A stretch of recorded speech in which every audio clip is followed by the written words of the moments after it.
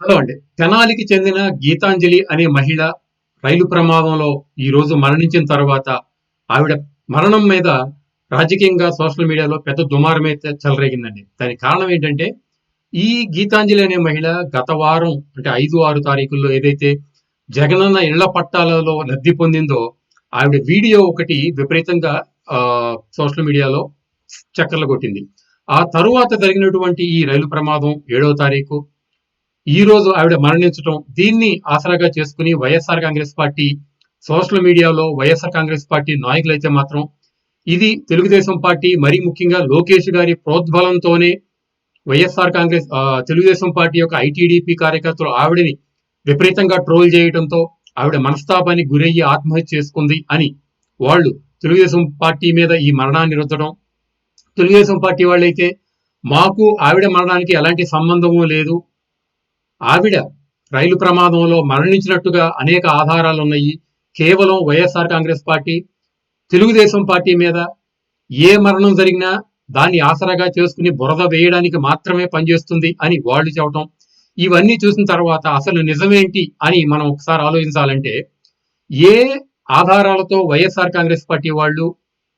ఈ మహిళ ఆత్మహత్య చేసుకుంది అని ప్రచారం చేస్తున్నారనే దాన్ని కనుక ఆలోచిస్తే ఇంత దుర్మార్గకరమైనటువంటి ప్రచారం ఒక మహిళ గురించి,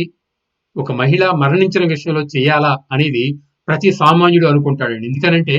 సాధారణంగా ఎవరైనా కానీ ఆత్మహత్య చేసుకుంటున్నారు అంటే దానికి కొన్ని అంశాలు ఉంటాయి. అంటే వీళ్ళు ఆత్మహత్య చేసుకున్నట్టుగా, వాళ్ళు మనస్తాపానికి గురైనట్టుగా ఎవరి దగ్గరైనా ఏమైనా మాట్లాడారా, లేదు ఆవిడ ఫోన్లో కానీ ఆవిడ ఈమెయిల్స్లో కానీ ఏ ఇతర అంశాల్లో అయినా కానీ ఎవరైనా ఆవిడ నిందించినట్టు, ఆవిడ అవమానపరిచినట్టు, ఆవిడ నీచంగా కించపరిచినట్టుగా ఏమన్నా ఆధారాలు ఉన్నాయా, లేదు ఆవిడ ఫ్యామిలీ మెంబర్స్ దగ్గర కానీ స్నేహితుల దగ్గర కానీ తాను మానసిక వేదన గురవుతున్నట్టుగా ఏవైనా కానీ మాట్లాడటం జరిగిందా, లేదు ఏదైనా లెటర్ రాసి సూసైడ్ చేసుకుందా, ఒకవేళ ఆవిడ కనుక సూసైడ్ చేసుకోవాలి దానికి రైలునే ఎంచుకుంటే గనక రైలు వేగంగా ప్రయాణించే మార్గంలో ఆవిడ ఆ ప్రయత్నం చేస్తుంది కానీ రైలు పట్టాల మీద ఆగి బయలుదేరడానికి ప్రయత్నించేటువంటి ఏదైతే ప్రజలు ప్లాట్ఫామ్ ఎండ్ లో అటు ఇటు ప్లాట్ఫామ్ దాటుతూ ఉంటారో ఆ ప్రదేశంలో ఆవిడ మరణించింది అంటే ఏ ఆధారంతో వైఎస్ఆర్ కాంగ్రెస్ పార్టీ వాళ్ళు ఈవిడని తెలుగుదేశం పార్టీ వాళ్ళు కించపరచడం వల్లనే ఆవిడ ఆత్మహత్య చేసుకుంది అని చెప్తున్నారు అనే ఆధారాలు లేకుండా కేవలం బురద మాత్రమే వేస్తున్నారా అని అనిపిస్తుందండి. దానికి ఇంకొక రుజువు ఏంటంటే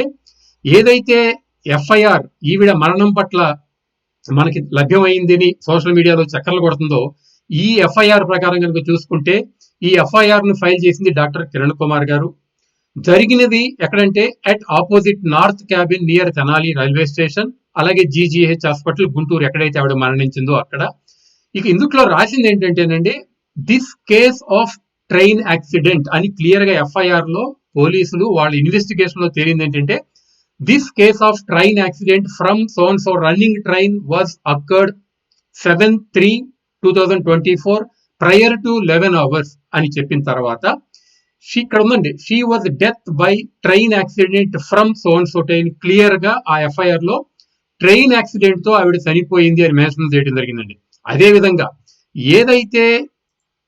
ఈనాడు పేపర్ లో కనుక మీరు ఒకసారి అబ్జర్వ్ చేస్తే 8వ తారీఖు రైలు ఢీకొని మహిళకు గాయాలు అని రావటం జరిగింది. ఇక్కడ రైలు ఢీకొని మహిళ గాయపడిన సంఘటన తెనాలి రైల్వే స్టేషన్ శివారులో గురువారం జరిగింది. జన్మభూమి ఎక్స్ప్రెస్ అప్పుడే వేగం పుంజుకుంటున్న తరుణంలో పట్టాలపై సుమారు 30 ఏళ్ల మహిళ కనిపించడంతో చోదకుడు ఆకస్మికంగా బ్రేక్ వేయడంతో రైలు ఆమెను స్వల్పంగా ఢీకొట్టింది. ఈ ఘటనలో తలకు గాయమై అపస్మారక స్థితిలో చేరిన మహిళను 108 తొలుత జిల్లా ప్రభుత్వ ఆసుపత్రికి తరలించగా అక్కడ ప్రాథమిక చికిత్స అనంతరం గుంటూరు ప్రభుత్వ ఆసుపత్రికి ఏదైతే ఆవిడ మరణించిందో జీజీహెచ్ కి తరలించడం జరిగింది. అదే నెక్స్ట్ డేను కూడా ఈనాడు కనుక మీరు గమనిస్తే ఇక్కడ ఈవిడ క్లియర్ చెప్పింది ఏంటంటే గాయపడిన మహిళ పట్టణవాసి అని ఆవిడ ఎక్కడ ఏ ప్లేస్ కి చెందినదో ఆవిడ క్లియర్ గా ఈనాడులో కూడా రాయడం జరిగిందండి. మరి ఈనాడులో ఇంత క్లియర్ గా యాక్సిడెంట్ జరిగిన రోజు ఆ మరుసటి రోజు కూడా దాని గురించి రాస్తే సాక్షిలో దీని గురించి ఎక్కడా న్యూస్ లేదు. వైసీపీ సోషల్ మీడియాలో కూడా ఫలానా ఆవిడ తెలుగుదేశం పార్టీ వాళ్ళు పెట్టినట్టు మానసిక వేదనకు గురై ఆత్మహత్య చేసుకోవడానికి ప్రయత్నించిందని కూడా ఎక్కడా చెప్పలేదండి. కేవలం ఆవిడ మరణించిన తర్వాత మాత్రమే ఈ నాటకానికి కొత్త తెర తీసి ఇలా విధంగా ప్రచారం చేశారు అని మాత్రం గుర్తుపెట్టుకోవాలండి. ఒక విధంగా ఒకవేళ వైఎస్ఆర్ కాంగ్రెస్ పార్టీ వాళ్ళు చెప్పినట్టే ట్రోల్ చేయటం వలన, మానసికంగా హింసించటం వల్లనే ఈవిడ ఆత్మహత్య చేసుకుందని నమ్మాలి అంటే గనక దీనికి కారణం ఎవరు అని గనక మనం ఆలోచిస్తే ఖచ్చితంగా ఇది జగన్మోహన్ రెడ్డి గారి అప్రజాస్వామిక, నియంతృత్వ ధోరణితో కూడినటువంటి, ఆశ్రిత పక్షపాత ధోరణితో కూడిన పరిపాలన వలన ఇలా జరిగిందేమో అని మాత్రం ఇవాళ మనం అనుకోవాలి. దానికి కారణం ఏంటంటే గత 4.5 ఏళ్లుగా 5 ఏళ్లుగా ఎవరైతే జగన్మోహన్ రెడ్డి గారిని సపోర్ట్ చేస్తున్నారో, జగన్మోహన్ రెడ్డి గారి అభిమానులు ఉన్నారో, వైఎస్ఆర్ కాంగ్రెస్ పార్టీ కార్యకర్తలు ఉన్నారో వాళ్ళు ప్రధాన ప్రతిపక్ష నాయకుడి దగ్గర నుంచి ఆయన ఇంట్లోని ఆడవాళ్ళని, వాళ్ళ కుమారుడు లోకేష్ గారిని నానా రకాలుగా అతి భయంకరంగా ట్రోల్ చేయటం,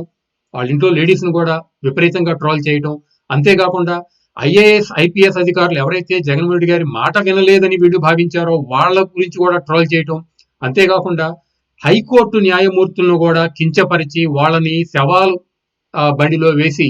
తీసుకువెళ్ళాలి కోవిడ్ సమయంలో అని అతి కిరాతకంగా మాట్లాడినా గానీ జగన్మోహన్ రెడ్డి గారి పరిపాలనలో వీళ్ళందరూ జగన్మోహన్ రెడ్డి గారు అనుయాయులు కాబట్టి వీళ్ళ మీద ఒక్క కేసు కూడా పెట్టకుండా కేవలం తన వాళ్ళని మాత్రమే కాపాడే ప్రయత్నం చేస్తే మరి చట్టం మీద కానీ ప్రభుత్వం మీద కానీ ఎవరికైనా భయం ఉంటుందా? ఖచ్చితంగా జగన్మోహన్ రెడ్డి గారు కనుక తాను ముఖ్యమంత్రి అయిన దగ్గర నుంచి ఇలాంటి విషయాల్లో చాలా కఠినంగా వ్యవహరించినట్లయితే, తన పార్టీయా పక్క పార్టీ అని చూడకుండా వ్యవహరించినట్లయితే కనుక ఈ రోజు సోషల్ మీడియాలో ఇంత విపరీతమైన ధోరణి ఉండేది కాదు. దాని ద్వారా ఏదైతే వీళ్ళు చెప్తున్నారో సోషల్ మీడియాలో ట్రోల్ చేయడం వల్ల ఆవిడ ఆత్మహత్య చేసుకుంది అని చెప్తున్నారు, అదే నిజమైతే దీనికి ప్రధాన కారణం, ప్రధాన ముద్దాయిగా చూడాలంటే మాత్రం ప్రజల్లో జగన్మోహన్ రెడ్డి గారి పరిపాలన విధానం మాత్రమే మాత్రం ఇక్కడ మనం గుర్తుపెట్టుకోవాలండి.